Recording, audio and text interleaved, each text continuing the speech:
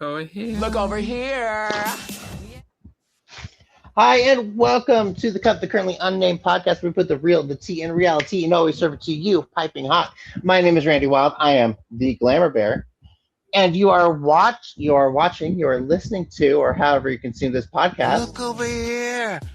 The companion podcast to our recap for France Season 6. This was our makeover runway, and it was such a good runway.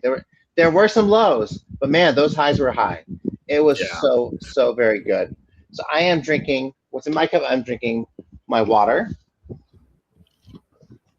staying hydrated. Also, but also within reach, I do have my cup mug. Go ahead if you want your own cup mugs, put your own beverages in, or pencils or whatever you want to use your mug for. You can go over to the QR code that's above Micha's head, or to lanagcreations.etsy.com to grab your own cup mug and other cup merch, because we have some really cool stuff going on. Hey, bonsoir tout le monde. Coucou, it's me, Micha, your Persian correspondent, and I'm also drinking water because it's so important to stay hydrated, especially when you had so many tears left to cry after the lip sync and this episode and this runway and this makeover story. So we're gonna talk about all the looks right now. Right now, oh my god, it's such good looks. So let's go ahead and head over to the runway stage. Boom, boom.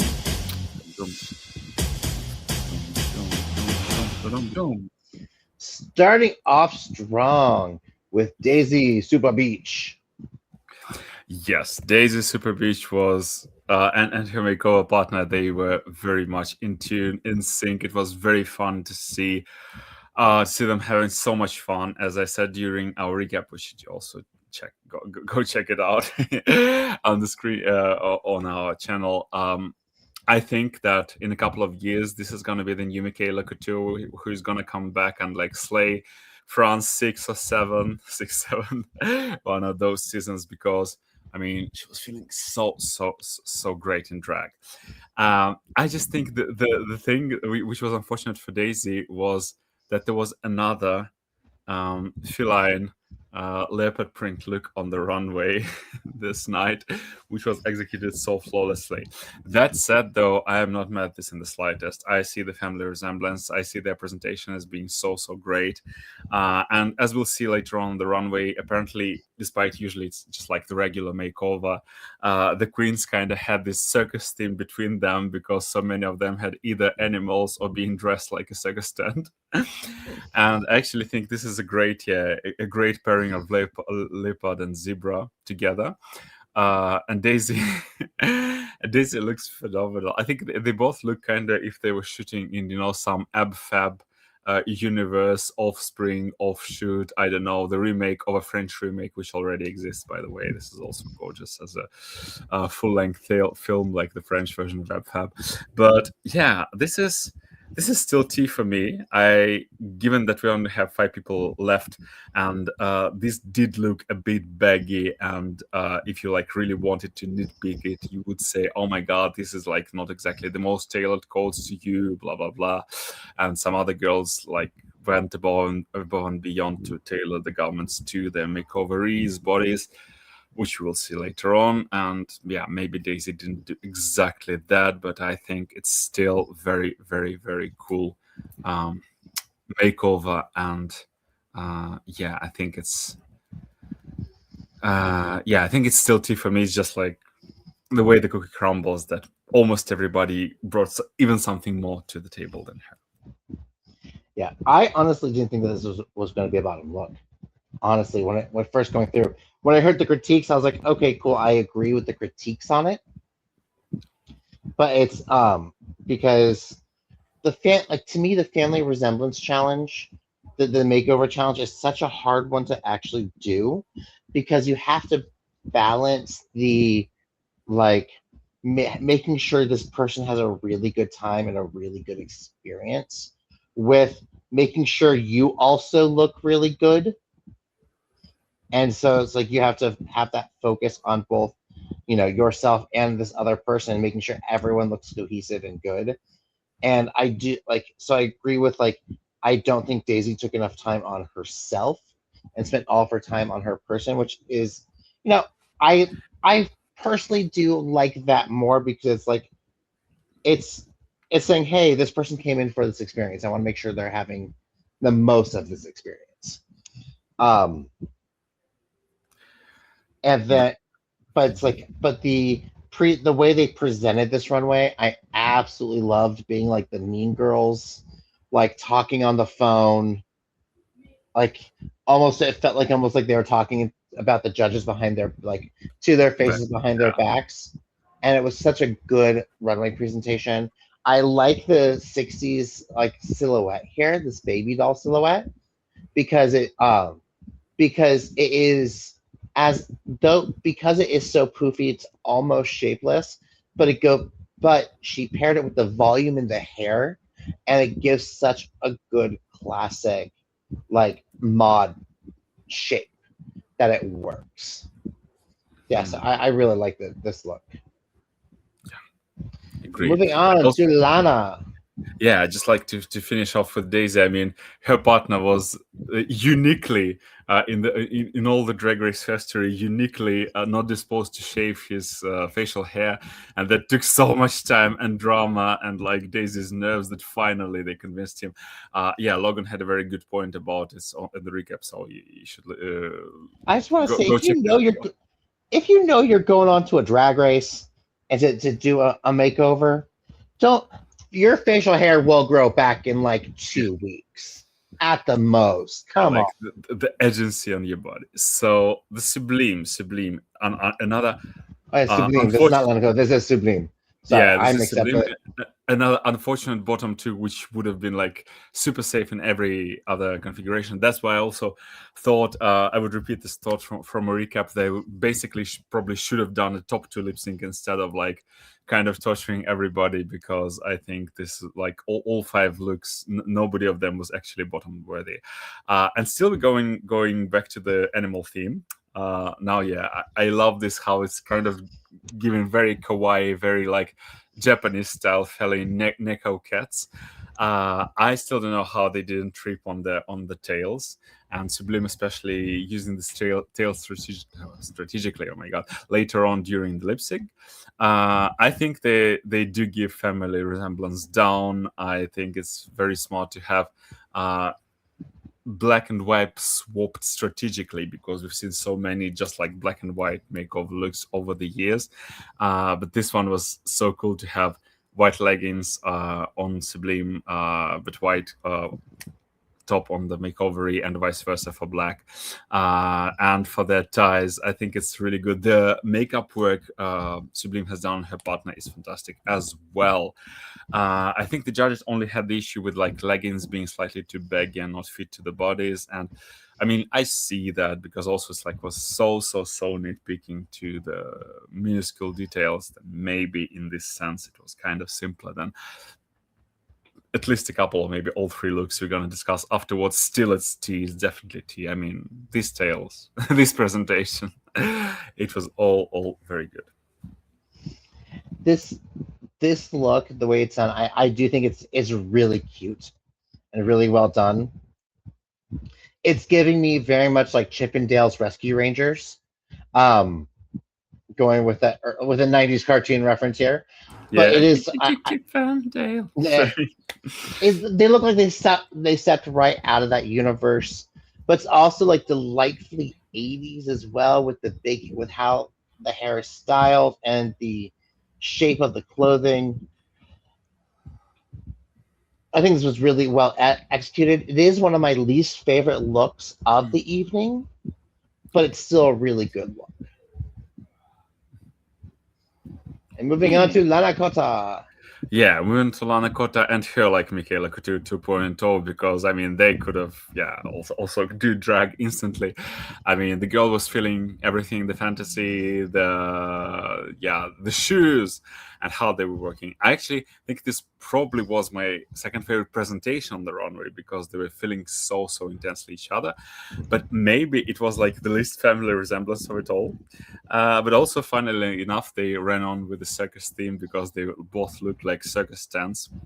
Two different circus stands from the same circus.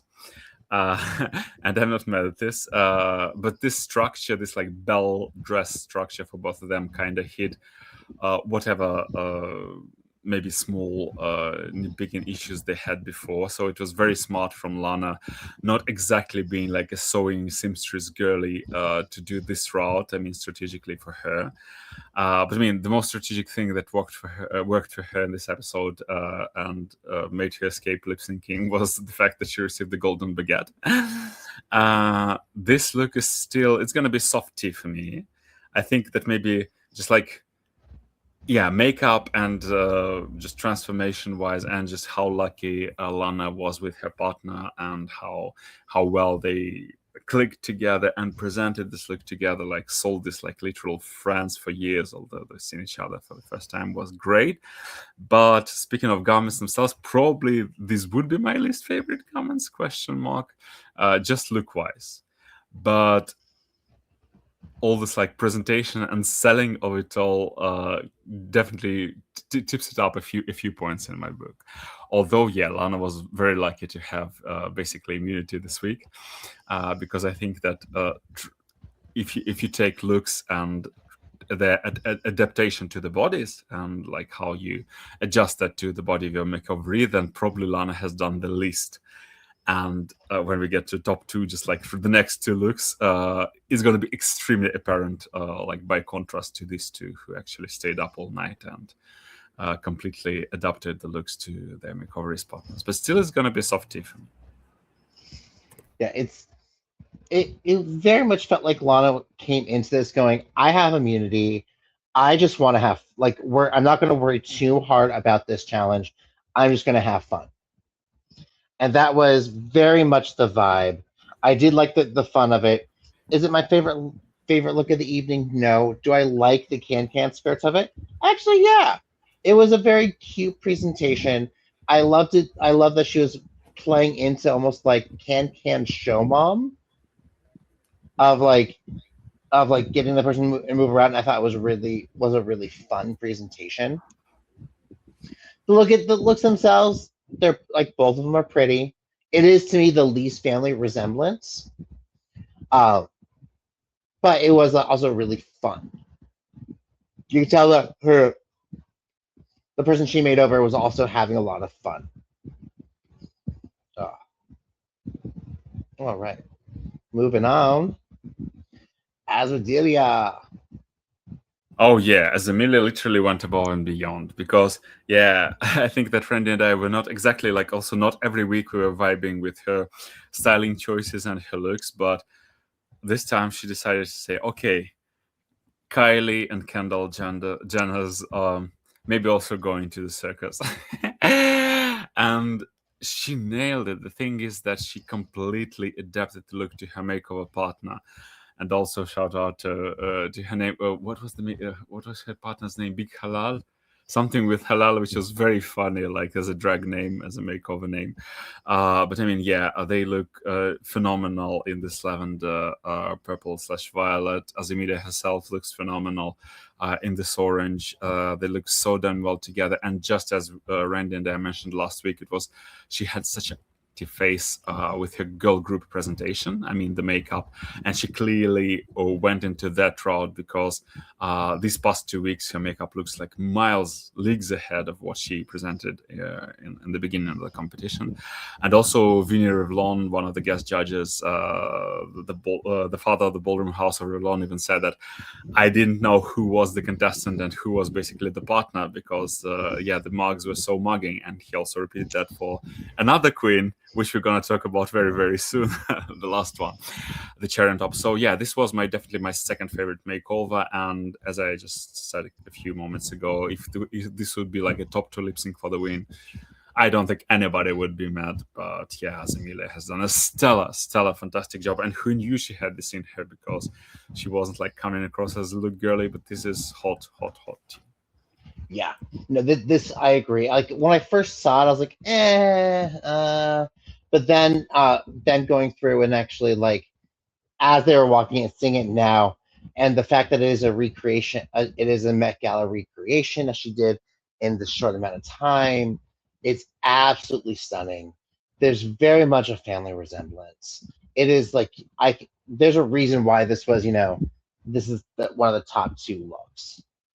And it was one of those ones when I realized that it was a recreation and how true to the recreation it was. I was like, oh, okay, cool. This is hot tea. I absolutely love it.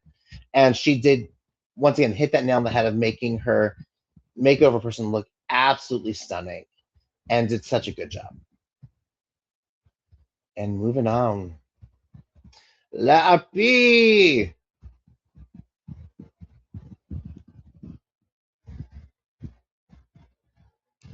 I We are mean, this is one of my absolute favorite makeover looks of all time, I think. This was Charity Grande. This was so piping hot tea. This is literally, she stamped her mug on her person and called it a day. They do look like not only family, they look like absolute sisters, maybe even twins. And the amount of work she has put, because she basically hand sewed half of both of the looks to make them fit more, and how she made clashing tiger, cheetah, all the big feline cat like patterns together looks so good on both her and the partner. Is just like next level.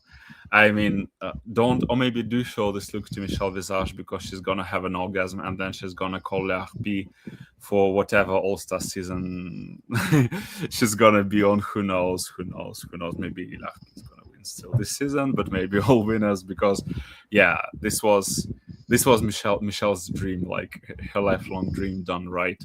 And I think, yeah, La Harpie was literally feeling the urgency, because she was the only one girl left without a win. Not only that, she was in the bottom two the week prior, so for her it was a do or die moment, and die she did not. This is a phenomenal makeover. This is tiny makeover. The presentation was there, the family was there, how both of them were feeling themselves and interacting together. Everything was there, and it's so much like it's a lot to look at, but it all makes sense. And yeah, this is like the feline fantasy.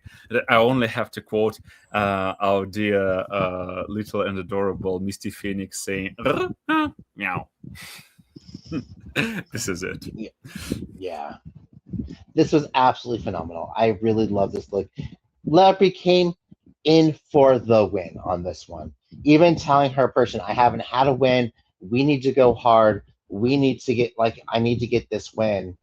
And having her person being on board, you're like, yes, I'm here for it. Let's do it. And did it, they did. I mean, they both look so fucking phenomenal. They look so beautiful.